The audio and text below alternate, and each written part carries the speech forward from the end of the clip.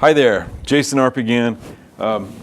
Just wanted to give you a real brief rundown of the financing for the landing. I had referenced the landing in a previous video.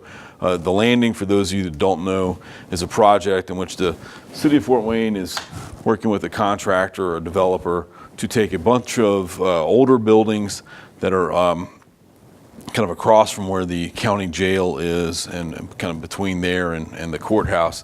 They want to kind of make that into a vibrant mixed-use community. Currently, there's some apartments, a couple of bars, that sort of thing there, and so they want to spend $34 million and turn that into apartments and a few bars. So, yeah, you got that right, $34 million to spruce up the place. And you wonder, okay, so they came to the City of Fort Wayne. There's a couple of funding sources that would be coming from the city.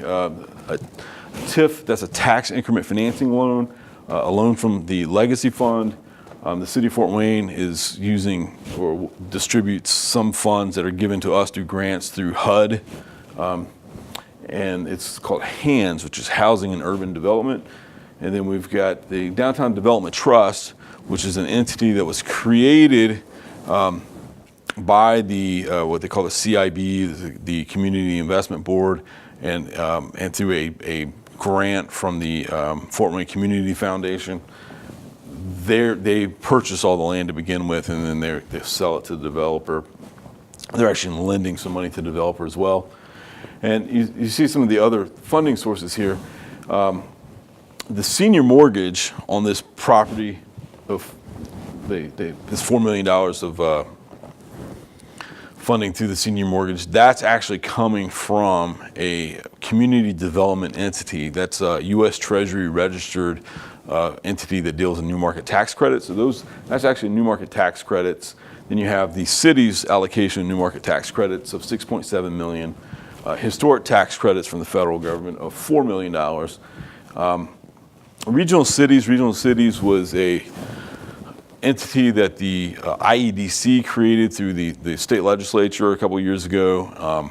They took the money from a one-time amnesty and kind of put that in a pool, and then different projects applied for money from that. So part of the $42 million grant to Northeastern Indiana, $7 million of that went to this landing project.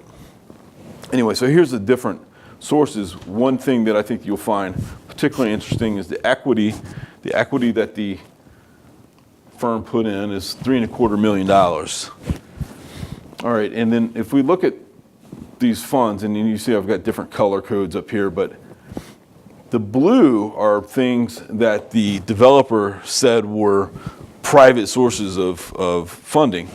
Well, obviously everything on here except for this are government sources. So this thing is 100% government financed, because this is returned in a development fee. It's actually listed on their number of uses that they will get that back as soon as the closing occurs. $3.25 million is the exact same number. So they've got zero money invested. And at the end of the day, they will own this thing, in which we will pay almost $35 million to construct.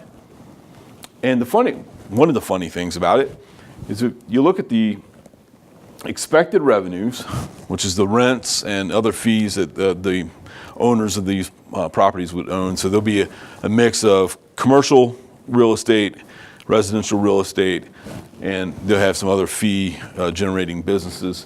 Total revenues, $1.3 million a year. Total expenses, about $650,000 a year. So expenses are, a variety of things: taxes, utilities, other expenses. Roughly a 50% operating margin, and the net operating income, $650,000 a year. Discount that at a reasonable discount rate, 6% is actually being very generous to them.